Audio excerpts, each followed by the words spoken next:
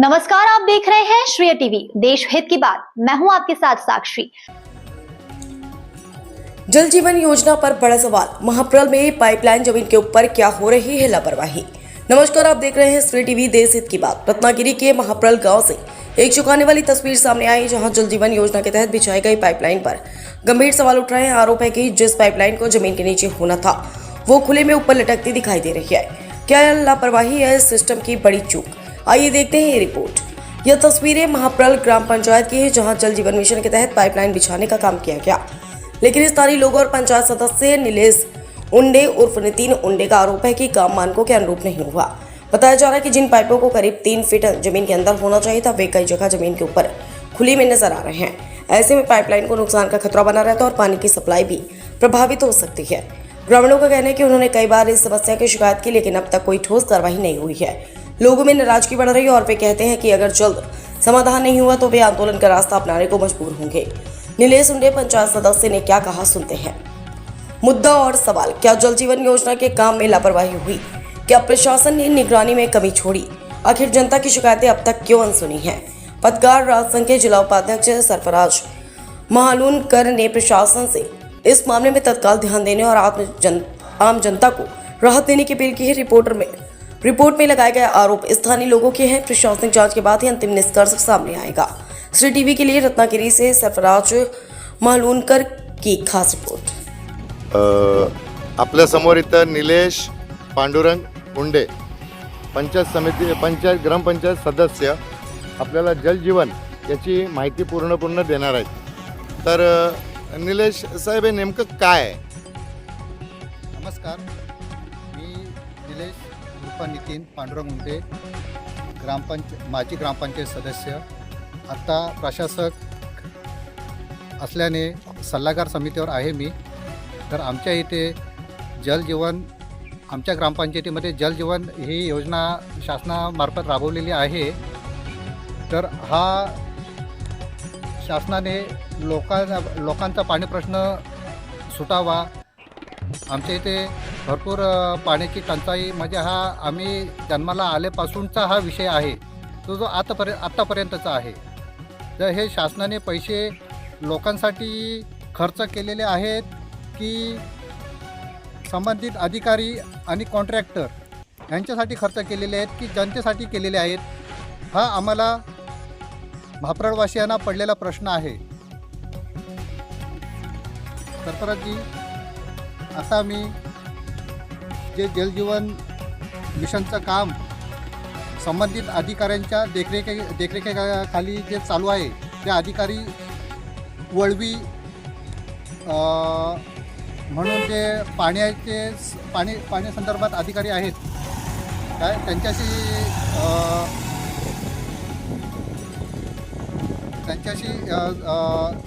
बोलण्याचा प्रयत्न केला। त्यांना विचारलं, वेगवेगळे प्रश्न विचारले त्यांना की बाबा ही योजना किती कोटीची आहे, तर त्यांनी सांगितले 3.25 कोटीची आहे। तेव्हा परत त्यांना विचारलं मी, बाबा ह्या योजनेचं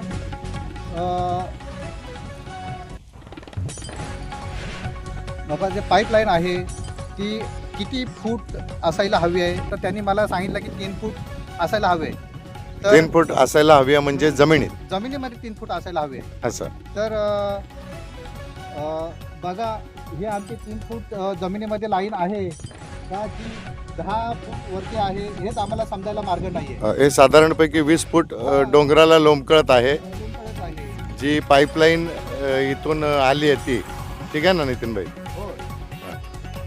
तर हे पैसे कोणाच्या खिशात केलेले आहेत, हा आम्हाला जनतेला प्रश्न पडलेला आहे। आज पण पाण्याचा एवढा भीषण महाप्रळमध्ये टंचाई आहे।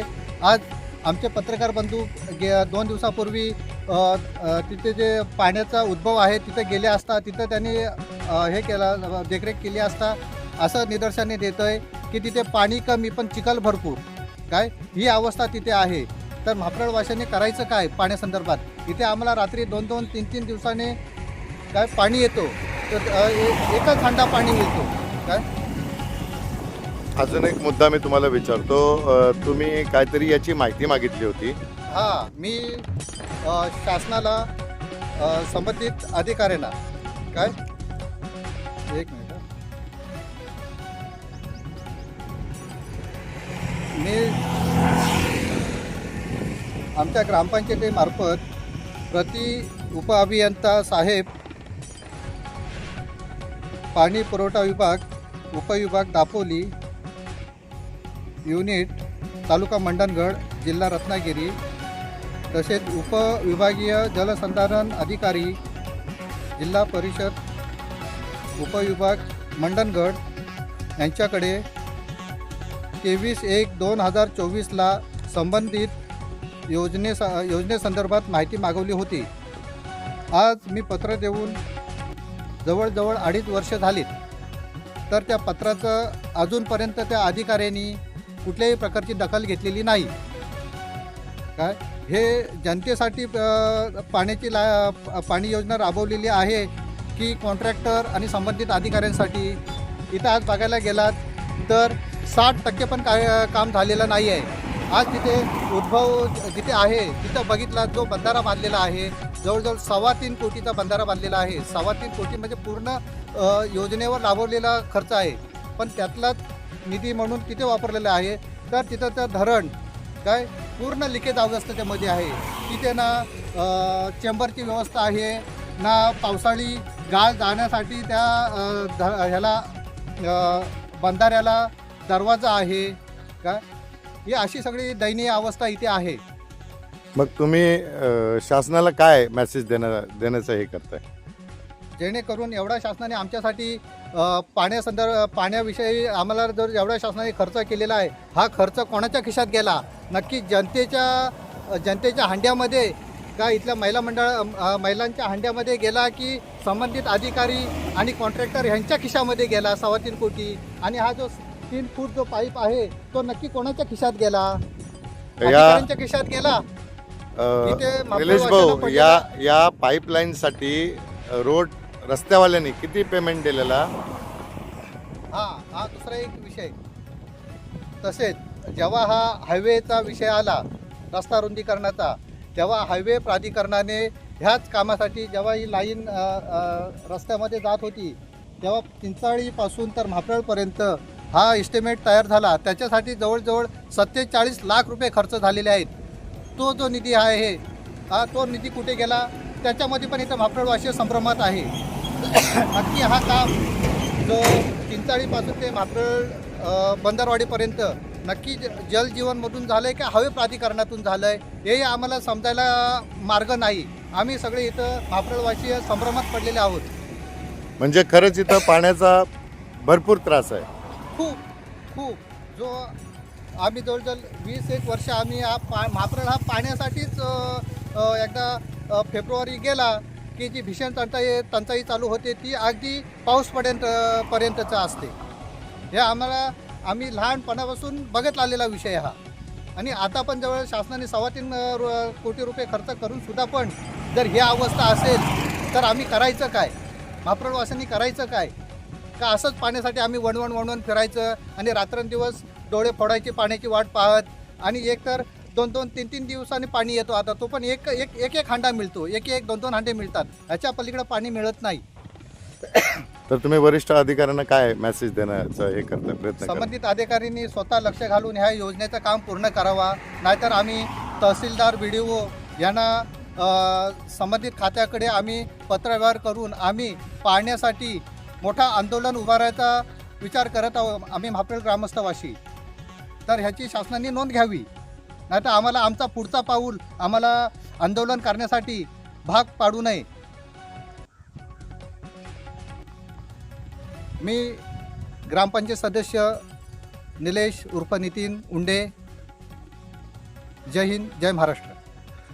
तर आपण ऐकला आहात की काय एकंदर परिस्थिती आहे इथं. हे पाईप जे दिसतात आपल्याला इथं समोर, ते शासनाच्या हिशोबाने जमिनीच्या आतमध्ये 3 फूट जायला हवे होते, परंतु इथं हे लोंबकळत अशा परिस्थितीत पाईप आहेत.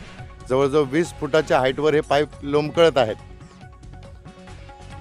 ही परिस्थिती आपल्या महाप्रळ पाणी योजनाची. या अशा आपल्या समोर आता पंचायत सदस्य निलेश उंडे, नितीन उर्फ नितीन यांनी तुम्हाला सांगितलं की एकंदर परिस्थिती काय. मी कोकण तक चॅनलमधून सरताज माळवणकर ही परिस्थिती तुमच्या समोर ठेवतो. तर जनतेने या गोष्टीवर खरंच किंवा वरिष्ठ अधिकाऱ्यांनी खरंच या गोष्टीवर विचार करायचा आहे आणि महाप्रवाल्यांसाठी पाणी पुरवठा करायचा आहे. जय हिंद, जय महाराष्ट्र.